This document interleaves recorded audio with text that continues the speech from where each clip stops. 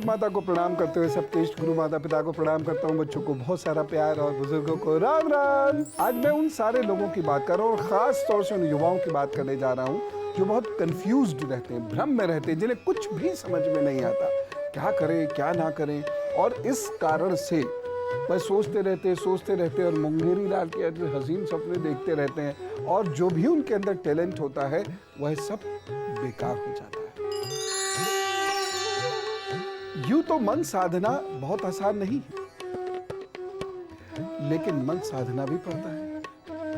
मन सधाया जा सकता है, मन सधता नहीं है, इसके लिए अनेक ग्रह भी जिम्मेदार होते हैं, आपके व्यवहार भी जिम्मेदार होते हैं, लेकिन फिर भी गलत चीजों को सही किया जा सकता है। काल्पनिक जीवन में चंद्रमा और केतु बड़ा विचरण कराते हैं, यानी चंद्रमा और केतु हमेशा आपको कल्पनाओं में घुमाते रहेंगे। साइकिल पे चला जा रहा था और वो नाम भूल गया मैं, चूड़ी वाली गाड़ी होती है, इसमें चूड़ी ऐसे ऐसे बनी होती है बहुत सारी, उस गाड़ी के बारे में मैं यहाँ ड्राइविंग कर रहा हूँ, साइकिल पे चले जा रहे हैं, आगे पत्थर आया, धुड़क चल लुढ़क गए, यानी जो था उसका भी सदुपयोग नहीं हुआ, नुकसान उठाया।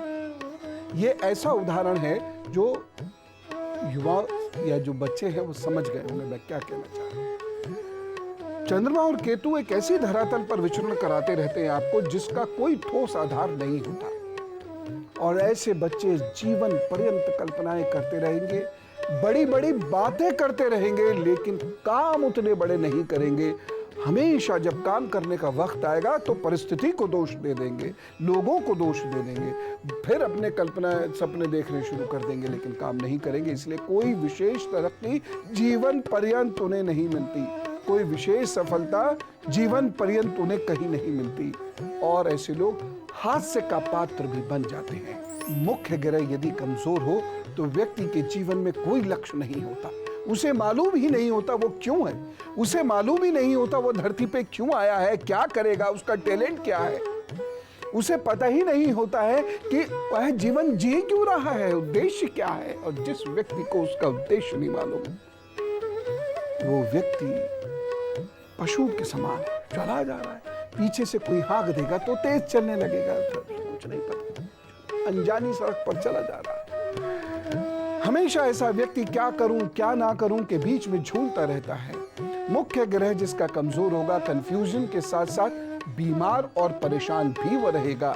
यदि कोई व्यक्ति भ्रम की स्थिति में रहता है तो उसे उसके उपाय जरूर करना चाहिए, अन्यथा जीवन पर्यंत बड़ी दुर्गति होती है। और यह मैं एक चीज आपको कहना चाहता हूं कि यदि आपके चंद्र केतु और मुख्य ग्रह का योग ठीक नहीं है तो जो व्यक्ति आपको ठीक करने के लिए सही सलाह देगा भी, आप उसी के खिलाफ खड़े हो जाएंगे, क्योंकि आप कल्पनाओं में तो बहुत बड़े आदमी बन चुके हैं, कल्पनाओं में तो आप सारी दुनिया के मास्टर बन चुके हैं, सारी दुनिया के टीचर बन चुके हैं, सारी दुनिया के प्रेसिडेंट बन चुके हैं।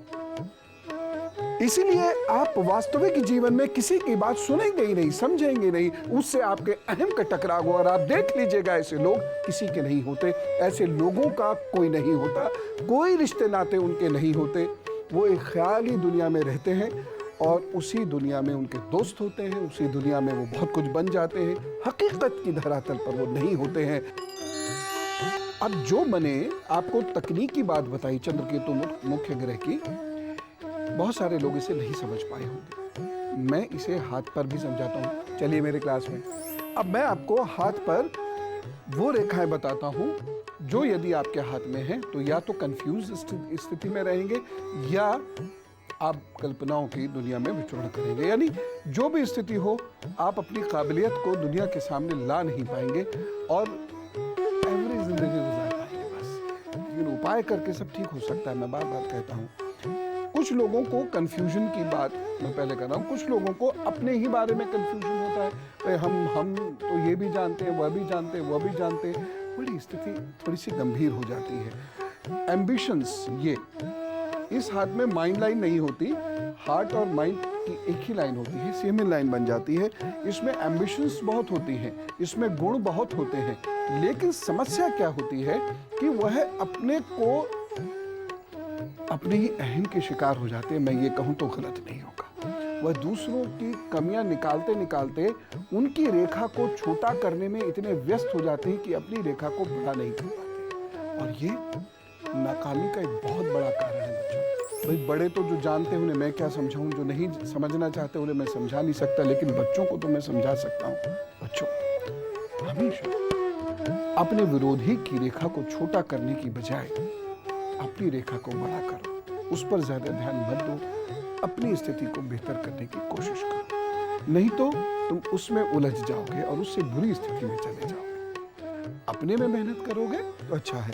अगर ये रेखा एक हाथ में है तो फिर भी चलो मैनेज हो जाएगा, शायद मैनेज हो जाएगा। लेकिन अगर ये रेखा दोनों हाथों में एक सी है तो स्थिति बहुत खराब हो जाएगी। ऐसे व्यक्ति के अंदर टैलेंट तो बहुत होगा, लेकिन उसकी ईगोज इतनी हाई हो जाएंगी कि वह हर एक के अंदर नुक्स निकालेगा, खुद कुछ काम नहीं करेगा। ये एक रेखा हुई। दूसरी रेखा को समझो। यह आपकी हृदय माइंड की लाइन है और ये ऐसे ऐसे ऐसे ऐसे करके चल रही है। ये कई रेखाओं में बढ़ गई, नीचे की ओर आ गई है। ऐसा व्यक्ति अपने को बहुत इंटेलिजेंट समझता है। देखो, मैं उससे मिला, उसने मेरे बारे में ये कहा वो कहा, इतनी प्रशंसा करी। उस एक व्यक्ति को दुनिया समझ के वह इतना खुश हो जाएगा कि शाम को लड्डू बांटेगा, कई दिनों तक खुश रहेगा। लेकिन ये नहीं सोचेगा कि एक व्यक्ति ने प्रशंसा कर दी तो कौन सी इसमें बड़ी बात है। हो सकता है उसकी प्रशंसा करने का कोई और मंतव्य हो सकता है किसी और कारण से उसने प्रशंसा की हो, जरूरी नहीं। देखो बच्चों, बड़ों को भी मैं कहना चाहूंगा, सबकी प्रशंसा सुनकर खुश मत हुआ करो। दुनिया के अंदर बहुत थोड़े से लोग होते हैं जिनकी प्रशंसा और निंदा मायने रखती है। ज्यादातर की प्रशंसा को भी दोनों कानों का इस्तेमाल से गायब करो और ज्यादातर लोगों की निंदा को भी दोनों कानों के इस्तेमाल से भूल जाओ, नहीं तो सारी जिंदगी परेशान या कंफ्यूज्ड रहोगे। लेकिन ऐसी लाइन वाला बहुत मुश्किल से करेगा। देखिए, अपने बच्चों को और खुद को भी कंफ्यूजन्स और कल्पनाओं से निकालिए। ये उपाय उनको जरूर निकालेंगे, तभी तो वह कुछ क्रिएटिव और कंस्ट्रक्टिव कर पाएंगे।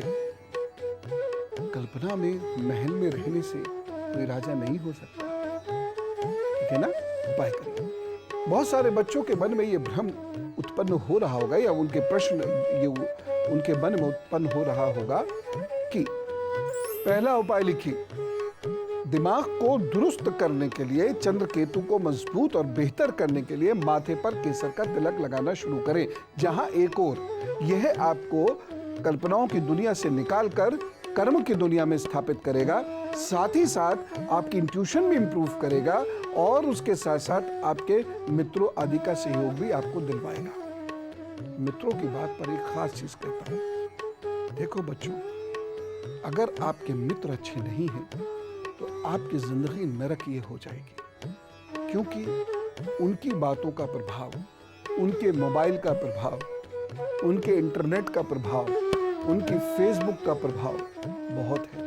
आपके मम्मी पापा के भी मित्र खराब होते थे, उनका भी बुरा प्रभाव पड़ता था, लेकिन वे जिंदगी के एक छोटे हिस्से को प्रभावित करते थे, बस क्योंकि वो थोड़ी देर साथ रहते थे। लेकिन अब साथ 24 घंटे का है, मोबाइल के रूप में, फेसबुक के रूप में आ गया। इसलिए खराब लोगों का साथ छोड़ दो, जो निंदा करते हैं, कर्म नहीं करते, उनका साथ छोड़ दो, नहीं तो आपको कल्पनाओं की दुनिया में पहुंचा देगा और आपको बहुत नुकसान होगा। एक चीज मैं और बताता हूं, अगर आपका चंद्र केतु मुख्य ग्रह खराब है और आप सिर्फ सोचते हैं, कर कुछ नहीं पाते हैं, या फिर जब करने चलते हैं तो टू डू और नॉट टू डू में फंस जाते हैं, ऐसे लोगों को यदा कदा मूलियों का दान करना चाहिए। और जब मैं कहूँ यदा कदा का मतलब ये नहीं है साल भर में एक बार यदा और दूसरी बार कदा, मेरा मतलब यह है कि हर हफ्ते 10 दिन में कर दिया कीजिएगा। ऐसे लोग हैं, मैं बता रहा।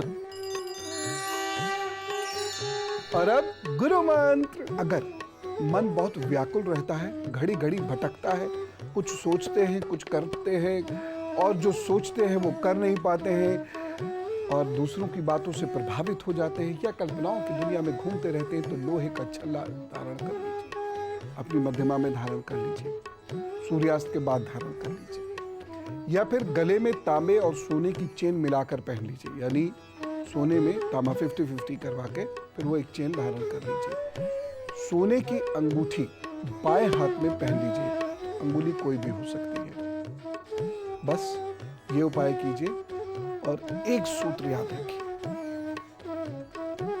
प्रभु के सामने बैठकर सोचिए, वो निर्णय लीजिए, उस निर्णय को लिख दीजिए, प्रभु के चरणों में रख दीजिए, काम शुरू कर दीजिए। चलो, राम राम, नमस्कार।